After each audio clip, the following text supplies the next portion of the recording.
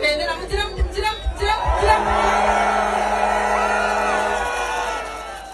Barbie Kyagulanyi kosa n'omwami munnange ate Bobi Wine boogeza munnange ate abantu obwama. Olunaku olwaleero babadde munnange ate sayidi eno wali Essembabule kosa ne Lyantonde bye ngenda okubeera nga nkutuusaako ku maaso awo bannange ekibadde mulaale kibadde kikambwe nnyo ate nga omukyala munnange ate omuyimbi Sheebah Karungi kosa ne Amil omwana we munnange yeeyongedde okubeera nga mulaga munnange ate kye bayita omukwano gwa maama wali wonna ku sayidi y'emu Spice Diana nabyo ngenda kubeera nga mbikutuusaako ku maaso awo ky'olina okukola kulayikinga kosa ate n'okusubscribinga kasita obeera nga tonnaba. Bampita Jaminati nsinzira ku Jaminati Yugi mu byonna nno munnange kansoke nkutandiseko ku wali omukyala Barbie Kyagulanyi ku mulundi guno yawerekeddeko munnange ate omwami we wali munnange ate Essembabule kosa n'okutuukira ddala munnange ate Lyantonde bannange ekibadde mu makubo actually ndabyekoko ebifaananyi bingi nnyo bigenze mu maaso nga bitredinga nga boogezako okulaba Barbie Kyagulanyi bw'atyo bw'abadde alabiseeko kosa ate n'omwami munnange ate Bobi Wine naye ekibadde munnange ate wali mulaale esembyeyo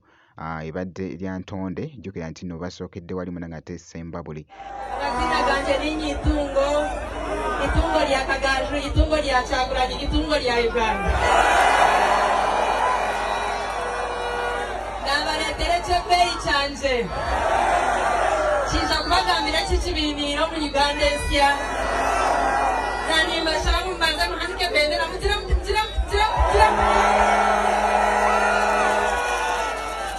Sewa Mr. President omugwanda guno bwawe abo baana bagira ngo barashange ambrella ngaza kutawetika tukwe barashange ambrella nzakora ki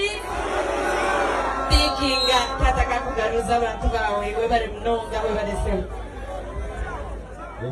Omukyala Barbie Kyagulanyi naye akozeemuko munnange ate speech kaboogezako okulaba akatambi ako nako kabadde kafuuse munnange ate ettabbu okwetooloola so weebityo munnange ate we bigenze mu campaign ey'olunaku munnange ate olwaleero esayidi eyo nkugambye nti nno Lyantonde kosa ate ne Ssembabule kankwongereyoko wali awo nga nvuddewoko kankwongereyoko wali omukyala Sheebah Karungi kosa ne mutabani we Amiru wabula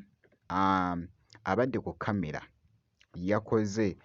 omutindo gw'ebifaananyi okulaba nga bivaayo munnange ate nga birabika bulungi nga boogezako okulaba bannange bibadde byaka babadde mu kifo ekibalagavu okukamalako obumazi nga boogezako okulaba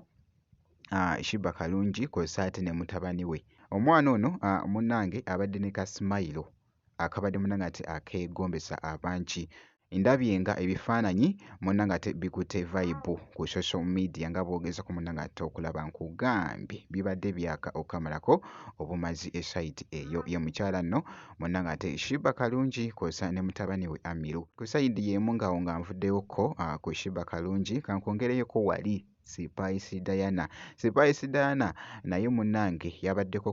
ku photoshoot esayidi eno oh my god